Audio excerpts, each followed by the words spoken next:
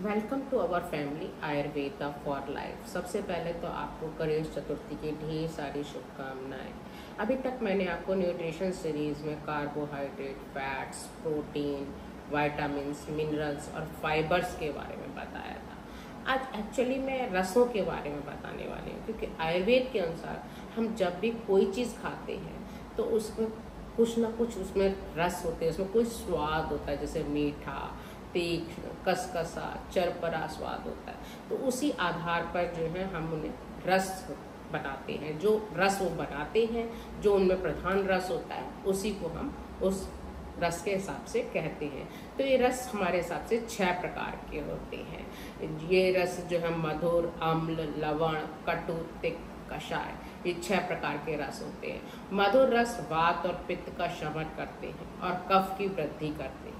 ये धातुओं का पोषण करते हैं, क्योंकि ये फूड आइटम्स जो है हमें एनर्जी प्रोवाइड करते हैं। ये हमें सीरियल्स, फ्रूट्स, मेनली मैंगो और बनाना, ग्रेप्स, डेट्स, जैगरी और शुगर में मिलते हैं। पोटैटो और स्वीट पोटैटो में भी मधुर रस प्रधान द्रव्य होते हैं। जिनकी कफ प्रकृति है या जो ओवीज है या जिनका कोलेस्ट्रॉल बहुत बढ़ा हुआ है, उन्हें मधुर रस जो है वो कम आहार में लेना चाहिए। और इसके अलावा दूसरा रस है वो अम्ल रस है। वो वात का शमन करता है और पित्त और कफ की वृद्धि करता है।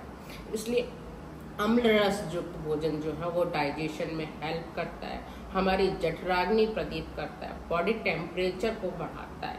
तो ये हमें साइट्रस फ्रूट्स, इमली, कोकम, फर्मेंटेड फूड्स और पिकल्स वगैरह में मिलता है। ये जो है कम अमाउंट में ही लेना चाहिए, क्योंकि यह हाइपर एसिडिटी के चांसेस को बढ़ा देता है। और जिनकी पित्त प्रकृति है, जिनको हमेशा एसिडिटी रहती है, तो उनको तो और ज़्यादा कम लेना चाहिए, क्योंकि उससे उनको जठराग्नि और प्रदीप्त हो जाएगी और उनको नुकसान हो सकता है। तो इस टाइप के फूड को उनको कम करना है। इसके अलावा तीसरा है और रस लवण है। ये भी वात का शमन और पित्त और कफ को बढ़ाने वाला है। ये भी हमारी एपेटाइट और डाइजेशन को इम्प्रूव करता है और हमारी बॉडी को वार्म रखने में हेल्प करता है। तो ये ऑल टाइप्स ऑफ सॉल्ट्स में पाया जाता है। ये हमें, और इसके अलावा ये ग्रीन लीफ वेजिटेबल्स में भी, जैसे स्पिनिच में मिल जाता है। लवण रस से युक्त आहार पित्त प्रधान प्रकृति के लोगों को नहीं लेना चाहिए या बहुत कम अमाउंट में लेना चाहिए। जो हाइपरटेंशन के पेशेंट हैं उनको भी ये कम लेना चाहिए। चौथा रस जो है वो कटु है और ये कफ का शमन करता है और वात और पित्त की वृद्धि करता है। तो ये अग्नि को प्रदीप्त करते हैं और डाइजेशन को इम्प्रूव करते हैं। ये हमारे मेटाबॉलिज्म को भी बढ़ाते हैं और ब्लड सर्कुलेशन में हमारी हेल्प करते हैं। फैट की डिपोजिशन को कम करते हैं, तो हमारे कोलेस्ट्रॉल को भी कम करते हैं। ये हमें बेल पेपर्स, यानी कि लाल पीली शिमला मिर्ची या ग्रीन शिमला मिर्ची में मिल जाते हैं, या ओनियन, जिंजर, गार्लिक, चिली, ये ऑल सभी टाइप के स्पाइसेस में ये पाए जाते हैं।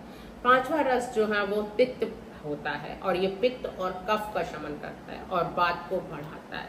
ये डाइजेस्टिव हमारे जो है वो उसको बढ़ाता है और ये हमारे लिवर के लिए बहुत अच्छे हैं, क्योंकि ये हमारी बॉडी को डिटॉक्स भी करते हैं। इसमें मेनली बिटर गॉर्ड, नीम, फेनुग्रीक, कॉफी, डार्क चॉकलेट्स इसमें आ जाते हैं। तो ये फैटी लिवर को भी हमारे काफ़ी जो है वो पेशेंट जो है ये उनके लिए बहुत फायदेमंद है। या जिनका कोलेस्ट्रॉल बढ़ा हुआ है उनको तिक्त रस से प्रधान फूड लेना चाहिए। छठा रस जो है वो कषाय है। ये पित्त और कफ का शमन करता है और ये वात को बढ़ाता है। तो ये हमें डाइजेशन में हेल्प करते हैं। और हमारे जैसे इनको आप जैक फ्रूट, कच्चा केला, पाइनएप्पल, जामुन, अनार, चाय और कॉफी में भी ये हमें मिल जाते हैं।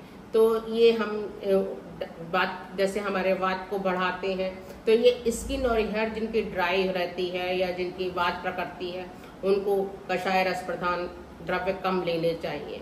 इससे एक बार मैं फिर से समराइज करती हूँ कि जिनकी वात प्रकृति है उनको मधुर, अम्ल, लवण रस प्रधान द्रव्य लेना चाहिए और कटु, तिक्त, कषाय जो है उनको अवॉइड करना चाहिए।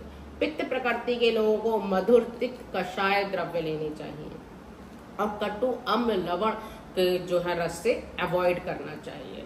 इसी तरह कफ प्रकृति के मनुष्यों को कटु तिक्त कचाय रस प्रधान द्रव्य लेने चाहिए और मधुर अम्ल लवण जो है उनको अवॉइड करना चाहिए।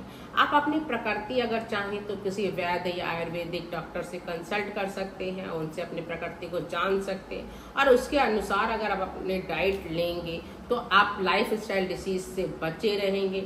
इसी के साथ मैं न्यूट्रिशन वीक की सीरीज को समाप्त करती हूँ। नेक्स्ट वीडियो में कोई नया टॉपिक में आपसे बात करूंगी और न्यूट्रिशन, डाइट और हेल्थ से रिलेटेड कोई भी अगर आपकी प्रॉब्लम है तो आप मेरे से क्वेश्चन करिए। आपके कोई भी हेल्थ रिलेटेड अगर कोई टॉपिक के बारे में जानकार चाहते हैं तो कमेंट बॉक्स में जरूर लिखिए। लेकिन मेरी वीडियो देखते रहिए और मैं कोशिश करूंगी कि आपको जो है हेल्दी वीडियो देती रहूं, हेल्थ से रिलेटेड आपकी जानकारी आपको देते रहूं। आप मेरी अगर आपको वीडियो पसंद आई है तो प्लीज़ लाइक और शेयर करें। Thank you.